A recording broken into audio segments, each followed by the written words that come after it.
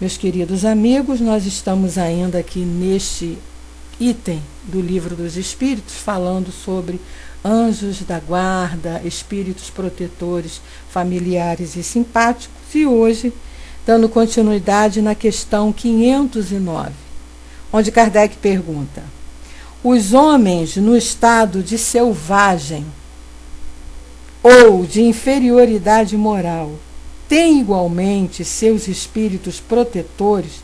E nesse caso, esses espíritos são de uma ordem tão elevada como a dos homens adiantados? Então é uma pergunta assim bem interessante, né, para nós. A gente também pensa dessa maneira, como Kardec pensou aqui. Será que aquelas pessoas que estão no mal, né, que estão lá na criminalidade, será que elas também têm esse anjo protetor? Anjo guardião, anjo da guarda, que cuida dele, que vai orientá-lo também, que está lá se esforçando para orientá-lo? E se esse espírito, se existir, ele é de uma ordem elevada como os nossos, né, nós que já saímos dessa vida? E aí a resposta dos espíritos: cada homem tem um espírito que vela por ele, mas as missões são relativas ao seu objeto, quer dizer, ao seu objetivo. Não dareis a uma criança que aprende a ler um professor de filosofia. O progresso do espírito familiar segue o do espírito protegido. Tendo um espírito superior que vela por nós, podeis também vos tornar um protetor de um espírito que vos seja inferior, e o progresso que o ajudardes a fazer contribuirá para o vosso adiantamento. Deus não pede ao espírito mais do que aquilo que comporte a sua natureza e o grau a que tenha atingido. Então, olha só que coisa linda. Todos nós temos o amparo e a proteção de um anjo da guarda. Todos. Né? Lá nas perguntas mais atrás que nós já estudamos isso, os espíritos disseram isso para Kardec. Todo. Porque ninguém reencarna com um projeto, né, no seu planejamento para ser ruim, para ser mal, para roubar, né, para fazer coisas erradas. Todos reencarnamos com um único objetivo, de nos tornarmos melhores. Mas nós sabemos. Então, diante dessa afirmativa, né, de todos nós termos esse objetivo de sermos melhores, então é lógico que todos nós temos um anjo, um guia, um mentor e vários até que nos amparam, que nos protegem. Como disse o Wagner aí, ninguém caminha sozinho na Terra, ninguém. Todos temos a nossa proteção. Agora, é como ele falou aqui, né? Cada um vai ter aquele protetor adequado às suas necessidades, ao seu planejamento, né? Ao que foi planejado para ele, né? Aí nós vamos ter um anjo em condições de ajudá-lo. Está bem claro isso aqui, como ele diz, ó, cada homem tem um espírito que vela por ele, mas as missões são relativas ao seu objetivo. Então, disso a gente não pode esquecer nunca. Nunca estamos sozinhos, e nós já vimos isso aqui, buscando vencer, você que está fazendo essa colocação aí, né? Eles nunca nos abandonam, nós é que os abandonamos. Tá? Nós é que esquecemos dele. Mas eles nunca nos abandonam, eles estão sempre junto a nós, eles estão sempre nos dando orientação, através da intuição, através do pensamento. Mesmo quando a gente não ouve, a gente se afasta e busca caminhos assim, não muito bons, busca caminhos equivocados, que vão nos prejudicar, eles estarão ali sempre nos amparando a partir do momento que a gente busca a ajuda deles. Porque existe aquilo que nós todos sabemos, que é o nosso livre-arbítrio. Não é? Eles estão para nos ajudar, mas eles respeitam as nossas escolhas. Por mais dolorosas e tristes que elas sejam, eles têm que respeitar.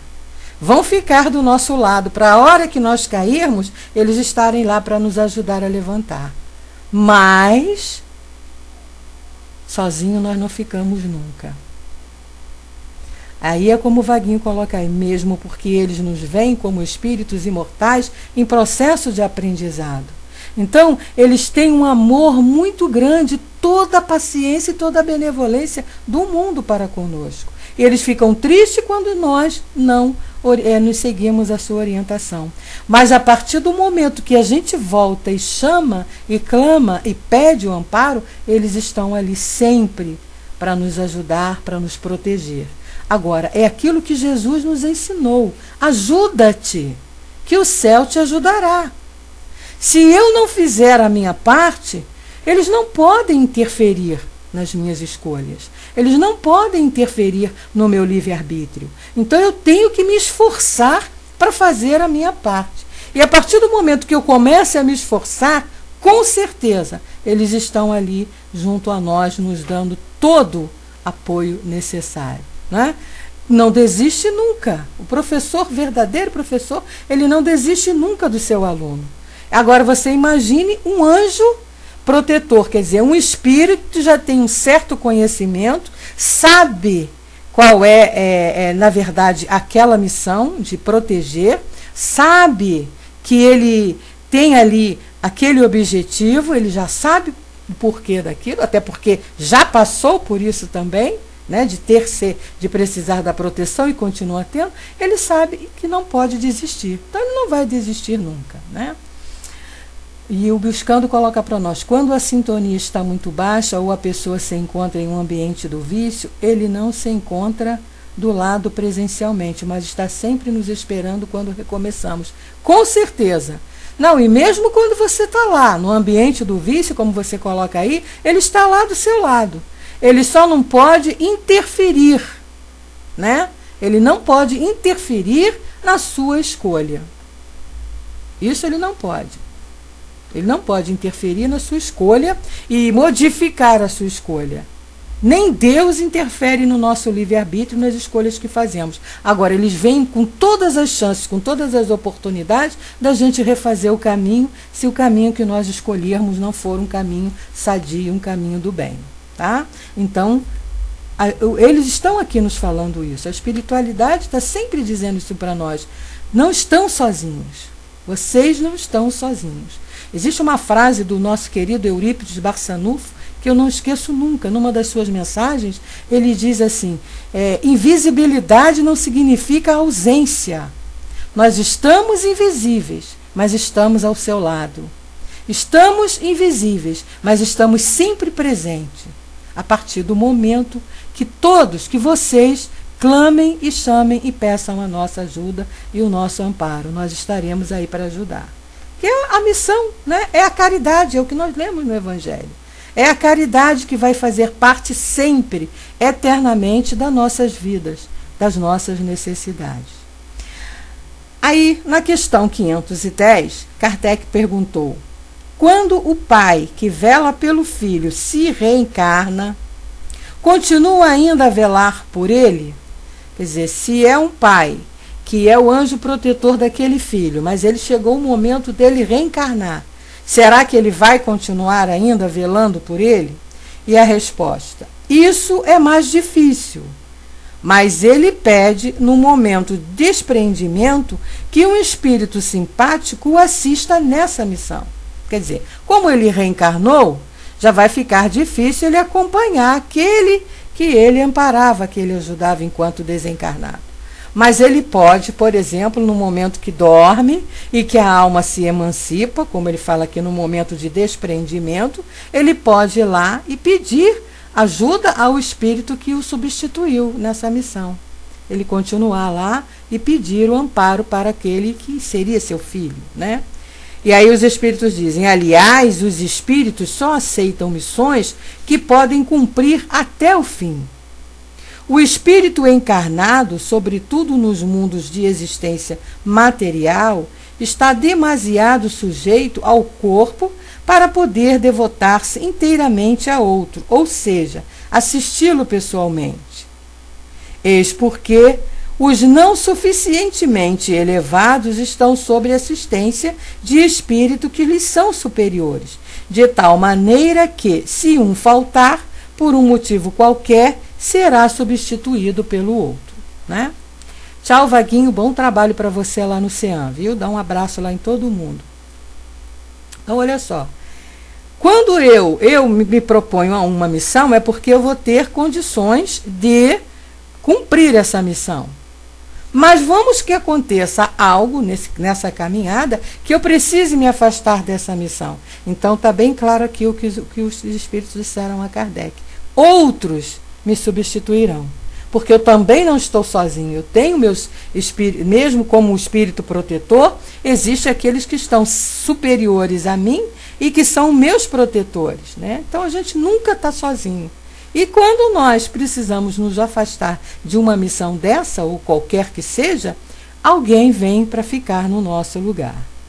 Aí na 511, Kardec perguntou: além do espírito protetor, um mau espírito é ligado a cada indivíduo com o fim de impulsioná-lo ao mal e de lhe propiciar uma ocasião de lutar entre o bem e o mal? Quer dizer, se nós, quando reencarnamos, né, temos lá o nosso anjo protetor, o nosso anjo da guarda. Muito bem. Será que nós vamos ter também um anjo do mal junto a nós? Um espírito, como ele fala aqui, que para nos tirar dos maus caminhos, que queiram desviar-nos dos bons caminhos? Será que quando reencarnamos isso faz parte do planejamento reencarnatório? É lógico que não, né? Um espírito para te fazer mal, destinado ali para te fazer mal, não. Isso aí é claro que não. No momento do desencarne, o objetivo é sempre tudo para que você progrida, para que você vença as suas tendências maléficas, para você vença teus vícios, suas más inclinações. Então, nesse momento que você vai reencarnar, tudo é preparado para que você tenha a vitória final. Quando desencarnar, tenha conseguido realizar tudo. Porém, é como o Dudu está falando aí, no meio do caminho, existem as escolhas que aparecem, né? Existem os tropeços. E aí, conforme o meu comportamento, conforme as minhas atitudes diante desses tropeços, eu vou arrumar uma porção de coisa para mim. Então, olha só a resposta que os espíritos deram a Kardec em relação a isso. Quer dizer, um espírito ligado não é bem o termo. É bem verdade que os maus espíritos procuram desviar o homem do bom caminho, quando encontram ocasião. Isso é muito importante a gente saber. Mas quando um deles se liga a um indivíduo, o faz por si mesmo, porque espera ser escutado. Então haverá luta entre o bom e o mal, e vencerá aquele a cujo domínio o homem se entregar. Então veja bem, sempre a escolha é nossa. Sempre a responsabilidade é nossa. Então vamos por parte aqui nessa resposta. Então olha só, um espírito ligado a mim desde o momento do meu reencarne não existe. Não posto pela espiritualidade, nem por Deus, nem por ninguém. Só vamos ter junto a nós espíritos bons. Mas a gente sabe que existem muitos espíritos maus aí que se comprazem em praticar o mal. Como existem encarnados, né? Nós não temos aí as pessoas encarnadas que vivem feliz praticando o mal, que vivem feliz fora da sociedade, fora da lei, que vivem felizes querendo sempre estar lá praticando coisas erradas. Assim também existem os espíritos, porque ninguém muda simplesmente porque virou espírito, né? Porque morreu. Então assim também tem os espíritos, aqueles que ficam, como ele diz aqui, esperando a oportunidade para nos prejudicar. Agora, ele só pode me prejudicar se ele encontrar em mim campo para isso. Por isso que Jesus nos orientou lá, vigiai e orai. né? Esteja sempre atento, isso significa você estar sempre atento aos seus atos, às suas atitudes, às suas palavras e principalmente ao seu pensamento, que é por onde os espíritos agem em nós. Então, se nós dermos brecha, se nós dermos ocasião, se nós dermos oportunidade, esses espíritos vão aproveitar e vir fazer a festa, sim, na nossa vida. Agora, como ele diz aqui, né? Além disso, quando um deles se liga a um indivíduo, não é que ele foi determinado para isso. Ele encontrou ali afinidade. Então ele vai ficar grudado, por qualquer razão que seja. Se deu bem ali com aquele encarnado faz coisas que ele gosta, então ele vai aproveitar, ficar junto àquele encarnado, instigando ele para fazer tudo aquilo que ele quer, sentir as sensações que ele gosta. Agora, isso por quê? Porque já existe uma afinidade. Espera aí só um instantinho, Carolina. Isso porque já existe afinidade, né? Afinidade do encarnado com aquele espírito que está ali. Então, por exemplo, é um espírito que gosta de beber. O que ele vai fazer? Então, ele vai procurar um encarnado que goste de beber e vai se unir a ele. É um espírito que gosta de fumar. Ele vai procurar um encarnado que goste de fumar e vai se unir a ele para poder receber lá as sensações. É um espírito que gosta de fofoca. Ele vai procurar alguém ali que tenha também que gosta de fofoca e ficar se unindo ali, influenciando ele a fazer mais fofoca. Então, Carolina, na tua pergunta aí, até no caso de traição de amigos, pode ser interferência dos espíritos? Sim. Sim, pode ser sim. Né? Aquele que gosta de confusão, que gosta de ver desarmonia, ele vai se associar àquele que dê campo para ele agir. Então ele vai agir sim, pode ser sim. Né? A gente vai raciocinando e chega a essa conclusão. Tudo mas veja bem, sempre vai ter a permissão do encarnado. Porque se eu não permitir, se eu não der chance, se eu não tiver assim afinidades, ninguém vai interferir na minha vida. Né? Então, nós atraímos para perto de nós aqueles espíritos que agem e pensam como nós. Aí cada um de vocês aí, faz uma reflexão e veja do que gosta de fazer, dos seus pensamentos, dos seus lazeres, das suas vontades, que vocês vão saber quais são os espíritos que vocês estão atraindo para perto de si. Né? O Buscando Vencer escreveu ali para nós: o mentor sempre nos espera, agora no momento do vício, só os obsessores. Claro, né? Um mentor jamais vai querer estar ao lado de alguém que se prostitui, vendo o que ele faz. Ele vai até ficar ao lado, buscando vencer, ele não abandona. Ele vai ficar ao lado tentando ajudar. Só que a criatura, que o encarnado, né, tá tão vidrado naquele seu vício, que ele não ouve ninguém, que ele não ouve nada. Vamos jogar para a nossa vida de encarnado aqui, né? Você tem um amigo, por exemplo, que tem o vício de fumar. Então a gente sabe o mal que faz o cigarro. Aí você vai, é teu maior amigo, está ali, você faz tudo para ajudar aquele companheiro. Você vai aconselhá-lo: fulano, você não deve fumar, porque o cigarro faz isso, faz aquilo, papapá, papapá. Ele vira para você e fala assim: eu fumo com o meu dinheiro, a vida é minha, ninguém tem nada com isso. O que você vai fazer? Você não pode fazer nada, né? Você não pode arrancar a força e cigarros da mão dele.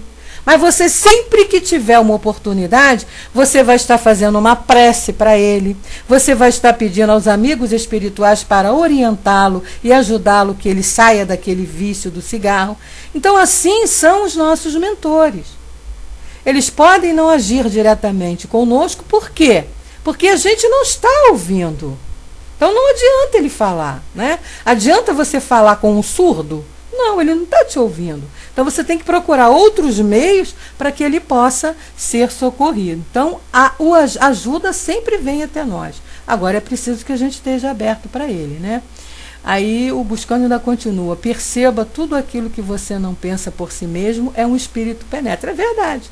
A gente pode identificar. E a Marina colocou: temos que nos esforçar na prática da caridade, nos ambientes sãos, como no centro espírita, pois lá saberemos que estamos sendo amparados com os bons espíritos, se assim nós o permitir com o nosso pensamento para o bem. Muito bem. O mais importante, você escreveu bonito. Agora, o mais certo foi esse final que você colocou aqui. Porque se nós podemos estar dentro do centro da casa espírita, podemos estar dentro de uma igreja, um templo evangélico, um templo budista, podemos estar em qualquer lugar. Se o nosso pensamento não estiver voltado para o bem, só pensamentos positivos, não vai adiantar. Os bons espíritos não vão poder nos ajudar, né? Então, tudo o que comanda, como a gente sabe, depende de nós. A nossa vida, nós é que construímos, porque nós é que agimos. Ninguém age por nós, né? E o Buscando coloca: ao lado, em pensamento, tem certas coisas de intimidade que eu, como mentor, não ia querer ver do meu tutelado. Quando ele abrisse brecha, eu voltava. Mas entendi. Sim, ele pode não querer ver, mas é a missão dele. Ele não pode te desamparar. Vamos que você esteja lá num momento terrível, fazendo uma coisa muito feia que o teu mentor não queira ver, ele pode ficar até com o olhinho fechado. Mas ele vai estar ali para, na hora que você gritar socorro, ele ir lá te socorrer. Não é assim que os nossos pais fazem conosco? E nós fazemos com nossos filhos? A gente orienta, a gente pede, a gente fala para o filho, mas existe aquele filho que é rebelde, não tem jeito. Por mais que você oriente, por mais que você ensine, por mais que você fale, por mais que você ajude, faça tudo, quando de repente você descobre que teu filho está lá no mau caminho, fazendo coisas erradas, você abandona? Não. Quando ele vem e pede socorro, você está ali para ampará-lo. Por quê? Porque é a tua missão de pai e de mãe. Então, assim são os nossos espíritos protetores. Eles têm a missão, então eles não podem nos abandonar. Para eles seria uma tragédia abandonar, né? Perder uma pessoa, perder a missão, né? Ele disse também para nós: tem razão, eu li que o nosso mentor sempre é mais evoluído que nós, só assim para perdoar mesmo. Pois é, eles nos compreendem, porque são superiores, eles sabem das nossas fraquezas. Então, quando eles foram destinados para ser nossos mentores, eles já sabiam das nossas fraquezas. Então, eles estão preparados para isso. Jamais eles vão nos abandonar. Aí, na pergunta 512, Kardec faz outra pergunta também muito interessante. Ele diz assim: podemos ter muitos espíritos protetores? Quer dizer, só um que a gente tem? Ou podemos ter mais? E a resposta: cada homem tem sempre espíritos simpáticos, mais ou menos elevados, que lhe dedicam afeição e se interessam por ele, como há também os que o assistem no mal. Olha só, nós estamos cercados por espíritos. Aqui à minha volta, aí à volta de vocês, onde vocês estão, espíritos estão aí, eles são livres, podem estar em qualquer lugar. Agora, é aquilo que nós falamos ainda agora, que já estudamos aqui. Aqueles que pensam como nós, que têm os mesmos sentimentos que nós, vão estar mais próximos, né? Então, eu sei o tipo de espírito que está aqui próximo a mim. Diante da vida que eu levo, diante do meu pensamento, diante das minhas vontades, diante do trabalho que eu faço, e como eu sempre estou me esforçando para fazer o correto. Posso não fazer às vezes, porque a gente ainda não é perfeito, a gente ainda erra muito, mas o objetivo, né, a vontade é o que comanda tudo em nós, ou seja, a nossa intenção. Com que intenção eu estou fazendo determinado trabalho? Com que intenção eu estou fazendo determinada tarefa? Com que intenção eu estou pensando em determinados assuntos? Então, essa intenção é que, mesmo que a gente erre, mas o nosso objetivo foi qual? De acertar. erramos por ignorância. Então isso é que vai contar aí no amparo desses espíritos que vão estar junto a nós, além do meu guia espiritual, que é meu só, exclusivo meu. Nós temos os outros para ajudar. Um sozinho não faz verão, uma andorinha sozinha não faz verão, né? Então precisamos de outros. 513, Kardec pergunta: agem os espíritos simpáticos em virtude de uma missão? Resposta, quer dizer, agem os espíritos simpáticos em virtude de uma missão? Tem aquela missão ali, eles vão agir? Aí ele diz, às vezes podem ter uma missão temporária, mas em geral são apenas solicitados pela similitude de pensamentos e de sentimentos. Olha só, no bem como no mal. Isso aí não importa, tá? Porque existem também aquelas criaturas que se comprazem no mal, então elas vão receber reforço daqueles espíritos também que se comprazem no mal. Quem é que vai estar em volta de um bandido, de um assassino, de uma criatura que só pensa em roubar, matar, que não respeita ninguém, que não ama ninguém, que nem conhece, sabe o que é amar na verdade? Espíritos que pensam assim, vão estar junto a eles também, porque existem. Aquele que está pensando no bem, que está se esforçando para ajudar ao próximo, que sempre que pode está lá colaborando para o progresso do mundo, vão ter os espíritos ali ajudando nesse sentido também, né? Na 513, parece resultar daí que os espíritos simpáticos podem ser bons ou maus. Veja bem, espíritos simpáticos à criatura. Aí a resposta é sim. O homem encontra sempre espíritos que simpatizam com ele, qualquer que seja o seu caráter. Isso é muito importante. Olha só, nós vamos ter sempre junto a nós espíritos que simpatizam conosco. Então a gente pode tirar aí quem é que está do nosso lado. De acordo com que essa simpatia deles por nós vem por conta do quê? Do que nós pensamos, do que nós falamos e do que nós agimos. Né? Boa tarde, Augusto. Seja bem-vindo. Então, não tem outra explicação. É a lógica. Você vai ter perto de você aquilo que você pensa. É aquela lei física, né? Semelhante atrai semelhante. A Mariana diz assim, diz na resposta, tem sempre espíritos simpáticos mais ou menos elevados, tem os que o assistem no mal. Por isso, para aqueles que estão no mal, se nós buscarmos ambiente bom, onde existe humanidade, amor, fraternidade, estaremos cooperando com Deus, como que doutrinando aquele que não enxerga o bem ainda. Lembremos que nunca estamos sozinhos. Verdade. É isso aí. E se assim a criatura também está lá no ambiente ruim, envolto de espíritos ruins, mas se ele se esforçar para sair daquele ambiente, como existem vários casos assim, se sair daquele ambiente, se modificar e vir buscar um ambiente do bem, pensamentos do bem, ele vai ser amparado por espíritos do bem. Por espíritos também que querem a melhoria dele e vão ajudá-lo. Então, isso vai depender sempre da nossa vontade, aquilo que nós falamos, da nossa intenção. O que eu quero para mim? O que eu estou pensando, o que eu estou falando e o que eu estou agindo.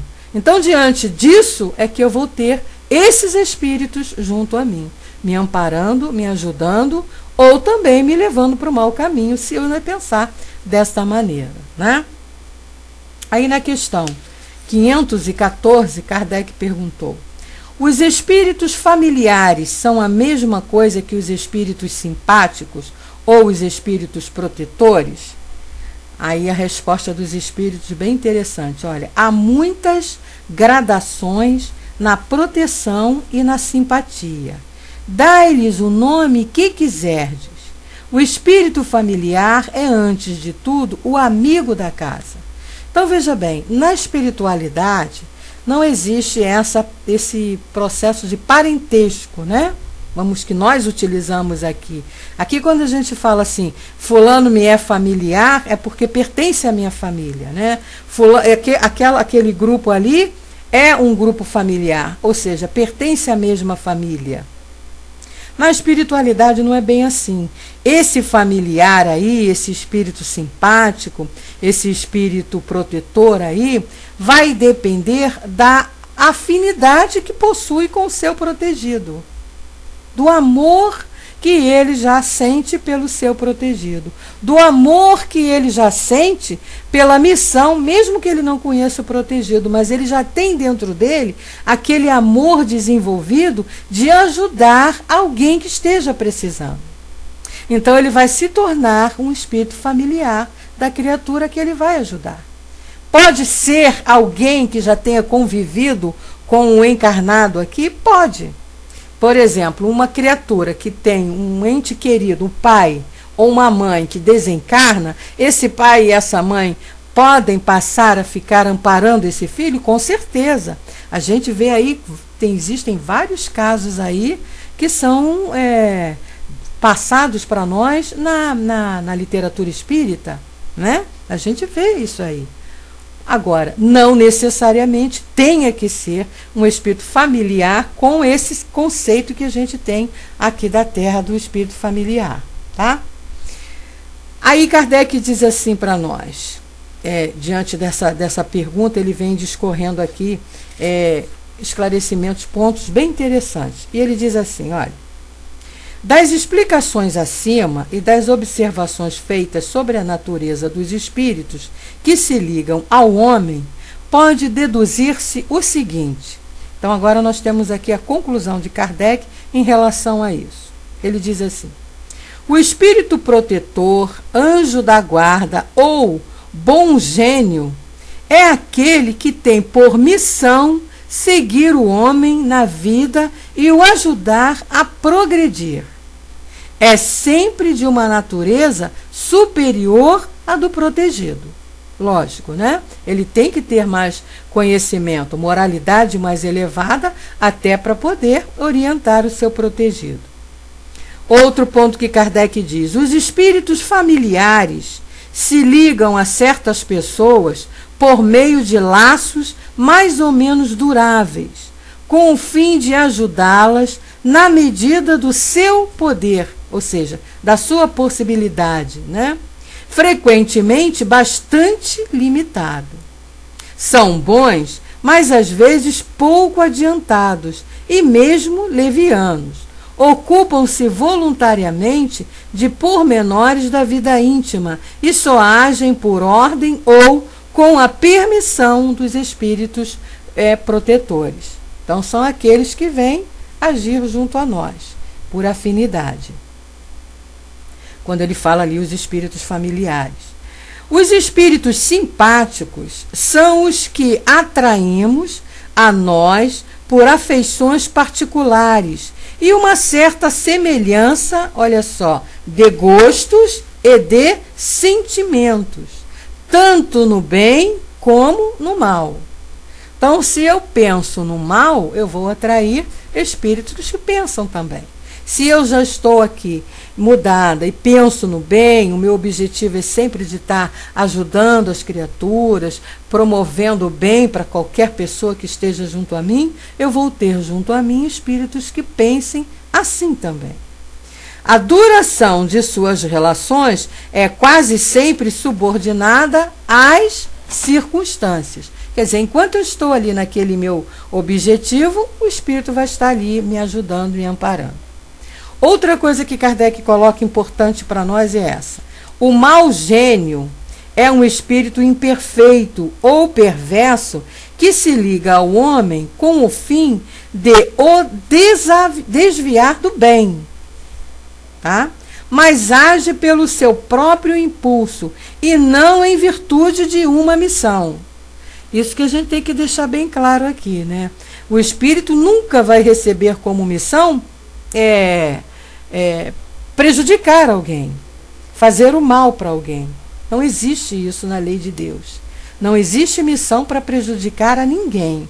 A missão é sempre para ajudar a criatura a evoluir.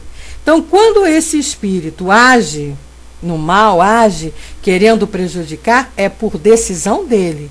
É ele usando o livre-arbítrio. Então, ele é que resolve, não quero prejudicar aquele encarnado ali, vou lá tentar fazer de tudo para atrapalhar a vida dele. É ele que está decidindo isso, e não tendo colocado para ele como missão de Deus. Sua tenacidade está na razão do acesso mais fácil ou mais difícil que encontre. Aí vem essa segunda parte, né? O que segunda parte é essa? O espírito só vai poder me prejudicar se ele encontrar campo em mim para agir. Isso tem que ficar muito bem claro para nós. Espírito nenhum invade a sua vida se você não permite. Espírito nenhum vai te fazer mal se você não permite. Espírito nenhum vai obsediar se você não permitir. Então, se ele vem agir na sua vida, se ele vem te prejudicar, é porque ele encontrou uma brecha. E essa brecha está onde? Na maneira como eu vivo, nos meus pensamentos, nos meus atos e nas minhas atitudes. Então, é por isso que a gente aprende lá no Evangelho, né, segundo o Espiritismo, e também aqui no Livro dos Espíritos, quando o Kardec pergunta lá, né, o que a gente tem que fazer, nos vigiarmos, seguir aquilo que Jesus nos ensinou, estar sempre nos policiando. O que eu ando pensando, o que eu ando agindo, o que eu ando fazendo, né, o que eu falo. Porque os atos são consequência das palavras, que por sua vez são consequência do nosso pensamento. E aquilo que Jesus falou, o que importa não é o que entra na boca, mas é o que sai. Porque o que sai é aquilo que está no seu coração, é o que está demonstrando o que você é. Então a gente tem que estar sempre, né? A gente vive num mundo em que as influências negativas são enormes. As tentações materiais, nossa, mais ainda. Então a gente vive numa luta constante para se sair dessas, vamos dizer, dessas influências. É aquela luta que Jesus falou que ele vinha trazer para nós. Nós sairmos dessas influências. Então, é vigiando o nosso pensamento, vigiando nossas palavras e muito mais ainda vigiando os nossos atos. Porque o que ele diz aqui no finalzinho é importantíssimo. O homem é sempre livre de ouvir a sua voz ou de a repelir. Quer dizer, eu só vou deixar o espírito agir, me perturbar, se eu quiser. Né? Então, o obsessor só existe porque eu deixo ele me obsediar. Porque se eu não deixar, ele não vai encontrar campo. Na 511, Kardec perguntou: que se deve pensar dessas pessoas que parecem ligar-se a certos indivíduos para levá-los fatalmente à perdição ou para guiá-los no bom caminho? Resposta, né? E a gente sabe que tem isso. Tem pessoas que fazem de tudo para te desvirtuar do bem, do caminho do bem, para te tirar dali e te levar para o mau caminho. Isso é o que mais tem, né? Para levar para o bom, para o caminho do bem é mais difícil, mas para levar para o mau caminho, nossa senhora, ideias assim absurdas sempre vão te dando para você realizar. Então a resposta dos espíritos para Kardec foi a seguinte: algumas pessoas exercem um efeito sobre as outras, uma espécie de fascinação que parece irresistível. Quando isso acontece para o mal, são maus espíritos, de que se servem outros maus espíritos para melhor subjugarem as suas vítimas. Deus pode permiti-lo para vos experimentar. Né? Então, é aquilo que nós já sabemos. Deus permite por conta do seu livre-arbítrio. Você tem o direito de escolher se vai deixar esse espírito te influenciar e você ir para o mau caminho. É tudo sempre escolha nossa. Por isso que Jesus nos disse lá, vamos buscar o conhecimento. A gente tem que aprender isso, porque a criatura que não sabe, ela se entrega. Né? Quantas vezes vocês já não ouviram, porque eu já ouvi muitas pessoas dizendo assim: ah, eu vim nesse mundo para sofrer mesmo, eu vim nesse mundo para ser castigado mesmo, eu vim nesse mundo para passar dificuldade mesmo, a minha vida é um inferno, mas eu mereço, eu vim para isso mesmo. O que não é verdade. Né? A gente não veio nesse mundo nunca para ser ruim, nunca para fazer o mal e muito menos para sofrer. Os sofrimentos, as dores são consequências dos nossos atos. É a lei de causa e efeito. Na questão 516, Kardec então perguntou: nosso bom e nosso mau gênio poderiam encarnar-se para nos acompanharem na vida de maneira mais direta? Quer dizer, tanto o meu anjo bom, né, o espírito bom que está ali junto comigo, ele pode reencarnar junto a mim? Ou aquele espírito mal também pode reencarnar junto a mim? Mas antes, deixa eu responder aí a pergunta do Dudu. Um espírito obsessor pode ser um espírito elevado? Nunca, Dudu. Nunca. Um espírito elevado, ele não vai te obsediar nunca. Ele vai estar velando por você, ele vai tentar te orientar, ele vai tentar te amparar, ele vai tentar fazer tudo para te eu entendi, Dudu, eu entendi. Deixa comigo que eu entendi. Ele vai fazer tudo para poder te tirar ali do mau caminho, se ele for um espírito elevado. Obsessor é espírito inferior, espírito leviano, espírito sem conhecimento, espírito ignorante. Muitas vezes não é mal. Tá? A gente não pode dizer que o obsessor seja mal, porque muitas vezes eles obsediam também muito por excesso de amor. Por exemplo, uma mãe que desencarna, que ama muito seu filho, ela pode se tornar uma obsessora do filho, porque ela vai ficar ali grudada no filho, né? Vai ficar ali querendo continuar sendo a mãe, mesmo estando desencarnada. E ela não é que ela esteja fazendo por maldade, está fazendo por falta de conhecimento. Vai se tornar um obsessor, sim. Mas se ela for um espírito já com um determinado conhecimento, já tendo, né, um conhecimento a respeito da vida espiritual, ela não vai obsediar o filho. Ela vai ampará-lo, mas sem estar ali grudada nele, querendo ainda que ele faça as vontades dela, né? Vai manter uma vibração por ele, é isso aí. Então, continuando aqui na questão, nessa pergunta que ele fez, né, no nosso bom ou mau gênio poderiam encarnar-se ao nosso lado, a resposta dos espíritos foi, né? Isso acontece algumas vezes, mas frequentemente também eles encarregam dessa missão outros espíritos encarnados que lhes são simpáticos. Quer dizer, pode vir? Pode. Ele pode vir, ficaria do teu lado? Pode. Mas não necessariamente, porque existem outros que vão estar ali com essa missão, né? E é como o Fernando falou aí, desde que tenha permissão. Isso é verdade. A mãe, né, em relação à mãe ao filho, ao pai ao filho, qualquer espírito, ele só vai poder ajudar, amparar, ficar junto para ajudá-lo se tiver permissão. Mas, independente da permissão, através do pensamento e das vibrações, ele pode continuar ajudando esse filho. Mesmo que ele não tenha necessariamente que ficar grudado lá onde o filho está. Mas ele pode, através de pensamentos, de preces, de irradiações, trazer bons fluidos àquele filho, né? Sempre mas prejudicar nunca, né? No sentido, a Mariana está colocando aí, prejudicando o filho em evoluir por si mesmo, de alguma forma prejudicando assim o obsediando. Sim, mas aí por excesso de amor, né? Quantas mães, vamos jogar para a vida material, quantas mamães prejudicam os seus filhos por super protegê-los, né? Quando eu digo mamães e papais, né? Super protegem os filhos. E aí, em vez de ajudá-los, estão o quê? Prejudicando.